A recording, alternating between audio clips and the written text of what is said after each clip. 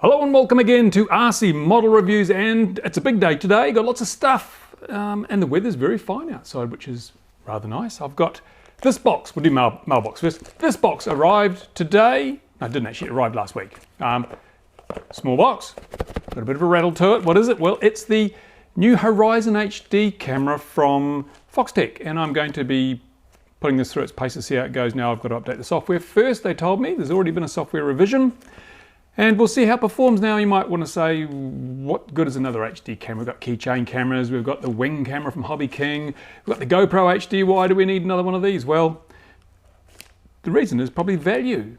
If this works as advertised, I don't know yet, haven't tested it, if it works as advertised, and it sets a new price point and performance point in the market. I think these are about $150 odd, but supposedly they have full 1080p HD. Keycams don't give you that, they only give you 720p.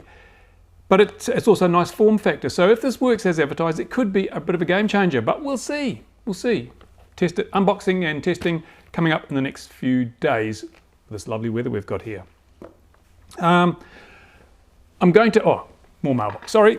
Here we go, another big box down here, look at this. Woohoo! Now this is a very exciting box because in here is a camera, a video camera, not for sticking on your models like this one. It's actually a video camera like the one I'm using to record this particular video now, but it's a whole lot better than that one, supposedly. Now this is a new camera from Sony, and I looked at this and I was quite intrigued, and I saw a few videos. There's not a lot on the internet about it. It's a relatively new model. Saw a few videos and I thought, wow, that is absolutely stunningly good. And what's so good? Well, it's the image stabilization. Now, most people know when you're filming models and you've got a lot of zoom on, you're shaking around and you can tell by my videos on my XJet channel and this one that holding a steady shot at high zoom is really, really difficult, and the results often look like crap. You can use after, post-edit things to remove some of the shake, but that introduces motion blur and all sorts of other things which just still make it look a bit rubbishy. Now, I've been looking for a camera for a long time to replace my aged old Panasonic, which I'm filming this with, and Sony, the lovely people at Sony, stepped up to the game because I said, well, look, I'd like to review one of these, and if it's any good, I'd like to use it. And they said, we'll send you one. So they sent me one.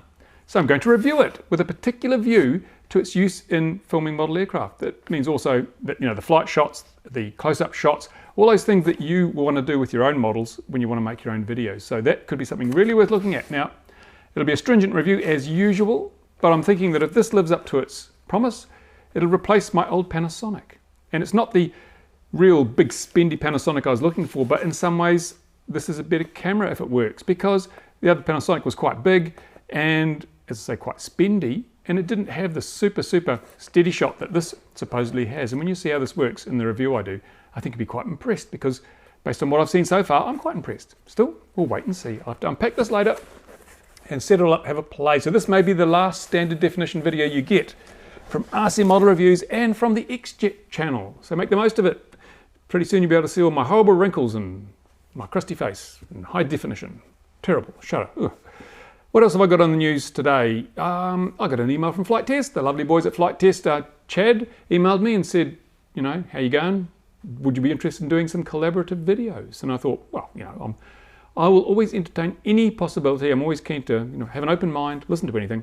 So we may be working with Chad. I think probably it would be more aligned to the XJet channel that I run, because that's sort of anything goes. I try to keep this completely unbiased and free from any commercial interest. So maybe XJet and FliteTest, what do you think? If you've been to my XJet channel, you know what I'm talking about. Would you like to see some collaborative videos between XJet and FliteTest, or would you like to see some RC Model Reviews and FliteTest collaborative videos? Who knows? We'll see what happens. Other things, remember I was giving away some backpacks and some receivers and stuff like that. Well, I've got a couple of bits here. These are going out the door to, when I've actually finished making up the plastic, these are going out the door to Hallmark, the first of the winners of the FPV backpack giveaways. So I've got a 5.8 gigahertz receiver with a skew planar antenna on there. And here I've got the electronics for the 5.8 gigahertz 200 milliwatt FPV backpack. And going on here also will be a Sony camera, 600 line camera, the really good ones with a wide dynamic range. And so he'll have a complete video setup he can use. He's already got some fat sharks, I think. So he just has to plug and play, and away he goes. Stick it on his Raptor. I think he's built a Raptor. He's putting a Raptor together. That should get him in the air, get him going really well. And I want to see some video from Hallmark as to how he got on and what he's been doing once he gets these going in the mail today. What else is there? Oh yes, the Spyhawk. Now remember, I've done the review on the Spyhawk. I'm going to revisit the Spyhawk. And what I'm going to do is look at this little dummy aerial here. That's going to go. I'm going to put one of these little skew planars on there, but I don't expect much. I'm not going to expect much because it's such low power in this transmitter. Oh, sorry, in the video transmitter on the model, that really does need the gain of this directional antenna. So I'm going to, everyone's asked, can you put the skew planar or the circular polarized antennas on the Spyhawk? So I'm going to do it. I'm going to put one of these little cloverleafs on the plane and one of these on the transmitter. And I'm going to see how well it works. As I say, I don't hold out much hope because it's such a wimpy, pathetic little video transmitter that I suspect will get too little range to be of any use. However, what I'm then going to do is I'm going to put a helical on here. So be able to, like you do with the current patch, point this at the plane. And we won't gain much except you'll get less dropouts and turns and things, which is typical of the, the benefits of the circularly polarized antennas. But then I'm thinking I might take these modules which I'm using, which are exactly the same as the modules in there, except that these ones are on a slightly different set of frequencies. These ones are on a set of frequencies around 5.8 gigahertz. The ones in these modules here actually go from about 5.7 up to 5.9. So I might replace the modules with these modules. Then we'll get 200 milliwatts out of the plane, which is good, and we'll have the other channels to use here. We can use it with the diversity setup, which means it might turn into quite a useful little thing, especially if I can plug in my fat sharks to the bottom of the transmitter. Then I can fly real FPV with the little Spyhawk, although then I guess I run the risk of running out of radio range because it's not a high-powered transmitter. But we'll wait and see. That's something that's coming up. I promise you some hot up videos, and some hot up videos you will have. Not much else to report. Actually, if you haven't been to the website recently, I have updated it a little bit, but I'm still working on the major review to the website. The big news feature, of course, this week is that the US Postal Service will no longer carry LiPos or devices containing LiPos by email.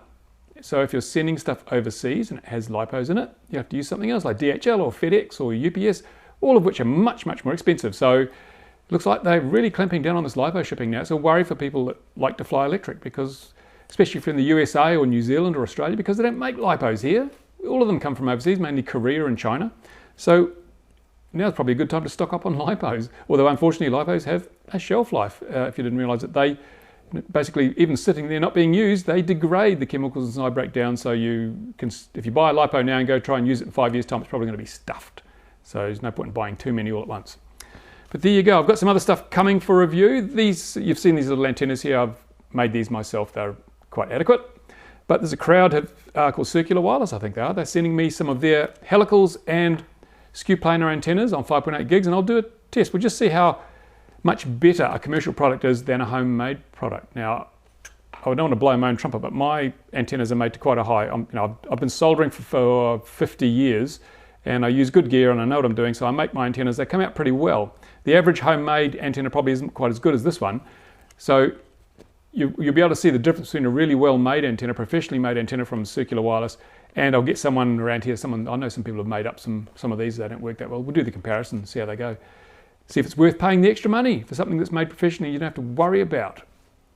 What else is coming? I know I'm old school, so I've got a 40 size trainer coming from Hobby Chemicals, a Venus trainer. I saw it pop up on the new products. I thought I'll have that because I still don't have a nitro size, 40 size nitro trainer to fly around here in the winter in the wind. So that's on its way. When that arrives, I'll show you how that works. I noticed that Hobby King have now got stocks again of the little 10 gram orange servos, which are absolutely brilliant. So if you've been waiting for those to come in, go and buy them now, or you'll probably be too late because they sell like hotcakes. They're absolutely brilliant. I actually prefer them to the HXT 900s, and they're cheaper. So there you go.